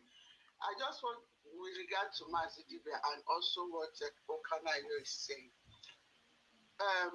Mazidibe does not, or he just pretend not to understand that he's living in a contraction whereby history was removed from their school. Mazidibe failed to understand that this thing is trying to teach us was supposed to be our right in the first place. Every person was supposed to know their custom and tradition. Did he ask himself, how come most of us don't know it? It's because of the contraction called Nigeria. It's because of the colonization, how they dealt with our forefathers that made us, when they brought their spies as religious people to come and spy our land and destroy everything that makes us human, and then impose themselves on us. And now the Fulani, that they are gatekeeper, continue it by removing history in our school. And it's there canvassing to build an institution in Nigeria. Does he think we don't know that we need that? So that what I want to tell him is that he should go back and rethink because anything he wants to do cannot be done in Nigeria. There's no way it will be done unless he's just out there trying to scam people for money. Thank you. Okay, you are welcome. Thank you. So, Biafrans, the whole world, and even in the comment section, the whole world knows what to do, and they know the way to follow. And our job is to make sure we bring this message to people. You don't go on causing nuisance and deceiving people. If you have interest of money to become a politician, make it open, but stop using the name of Biafra or Nnamdi Kanu to be making program when you know that you don't even support Biafra. Without Biafra, there's no way you will teach in CBD. There is no way you will teach all the ancient history he wants to teach. Myself, I am interested to listen to his teaching, but without the way, without going to the way on Biafran restoration, there is no way you will go back to the way of your ancestor. They purposely remove history out of Nigerian school curriculum, and he happens to have interest to be teaching those lost to histories. And everybody is interested. But without Biafra, which school are you going to establish to teach people? So, okay, happy. Thank you so much. Thank you so much. May God bless you. Biafrans are sending him message, and a lot of comments are here. They say they have called his attention, so let him know. Okay, thank you, Ndewo. Lovely Biafrans. Tiana Agondebe, without Biafra freedom, no research can be done because Nigeria criminals in power and the position will not allow it to happen. Biafra freedom is here. No one can stop it. It's a divine of God Almighty. Thank you so much, all lovers of freedom. Now, Biafrans, you have seen the reason Kenneth Okonkwuo, Kanayo made that statement, and the reason PM answered him immediately that we are the good people, and the good guy is leading the good people to the promised good land.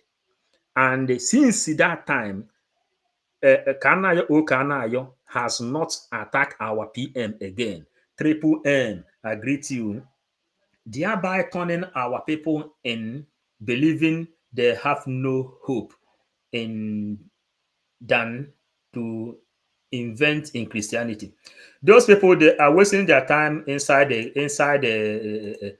we go back to your ancestors.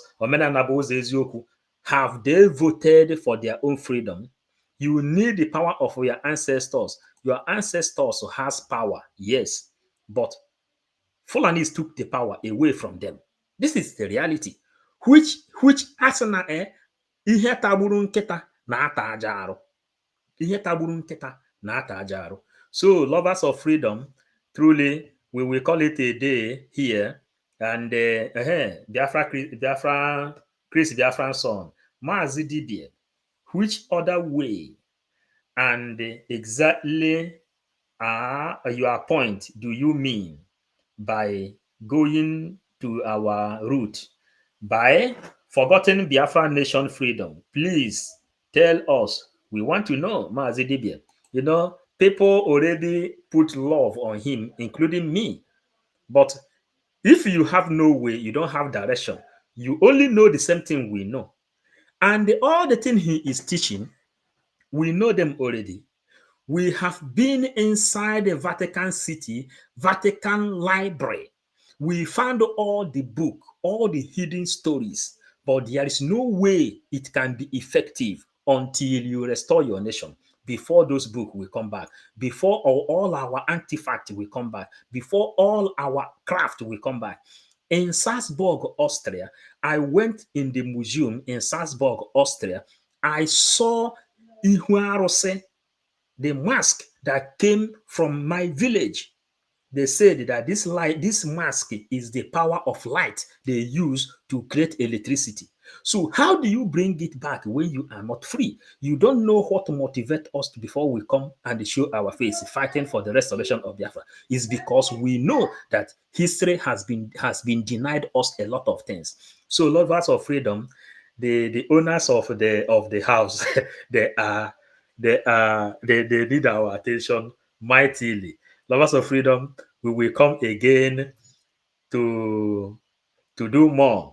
But remember, we will analyze Peter Obi again and the Delilah, the ex-wife of Mazen Nandekano. Because of time, we will not go on.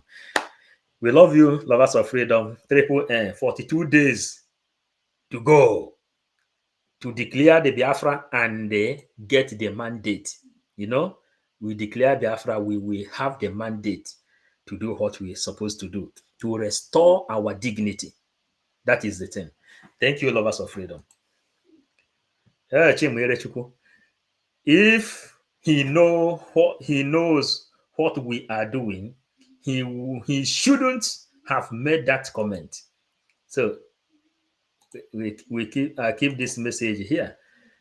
Tell Mwadibia that a prominent pastor, a traditionalist that like Igbo culture more than him, people who know the power of Igbo culture and the tradition, how to go back. Then he says here now that if he knows what we are doing, he shouldn't have made that comment, because every one of us, both Nnamdi Kanu, Simon Ekpa, the people of homeland, the Biafran government of homeland and the Biafran government in abroad, everybody knows that what we want is to restore our cultural heritage, our traditional heritage, the power of our ancestors. Without Biafra, Eke, Orie, Afo, Nkwo will be abolished out of our mouth. That's why we are here fighting. And if he is purposely trying to deceive people, and he's like Matthias Ezako and all of them, including Nonsonkwa, who is fighting for security, there is no way you will get security without the restoration of Biafra. And all these people are included into educated illiterates that doesn't know where to go. We call